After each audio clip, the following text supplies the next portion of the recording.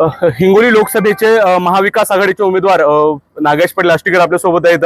मतदारसंघाचा आज दौरा करताय, महत्त्वाच्या प्रार्थना स्थळाला, देवी स्थळाला, धार्मिक स्थळाला तुम्ही अभिवादन करताय, पूजा करतायत। काय कसा अनुभव आहे, मतदारांकडून काय अनुभव मिळतोय तुम्हाला, काय बोलतायत लोक? आज आम्ही आमची प्रचाराची सुरुवात म्हणून माहूर या ठिकाणाहून आम्ही नारळ वाढवलेला आहे आणि सर्व तालुक्यातले ग्रामदैवत करत आम्ही आता औंढ्याला जात आहोत।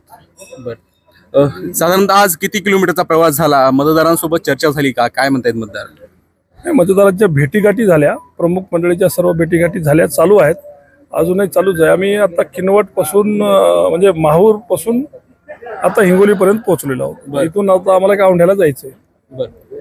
प्रतिसाद कसा मिळतोय, काय प्रश्न? सुंदर प्रतिसाद आहे, लोक इलेक्शनची वाटच बघून आहेत। मतदारांचा कौल काय होते ते आपण बघालच, पण मतदार लोक वाट बघून आहेत या निवडणुकीची।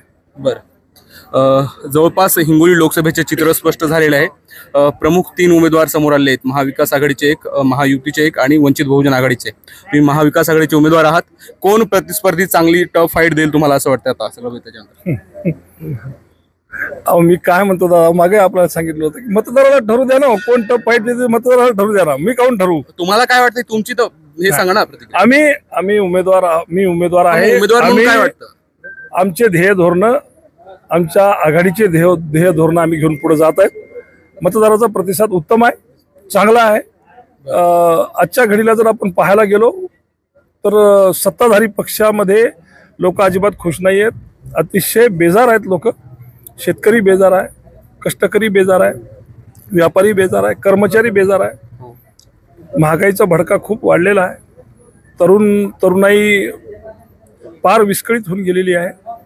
त्यामुळं मला असं वाटतं की मी कोणाचा प्रतिस्पर्धी ठरवण्यापेक्षा बाबासाहेबांनी मतदानाचा अधिकार दिलेला आहे, ते मतदानाचा अधिकार बजावतील आणि तेच ठरवतील की सत्तेमध्ये कोणाला बसवायचं।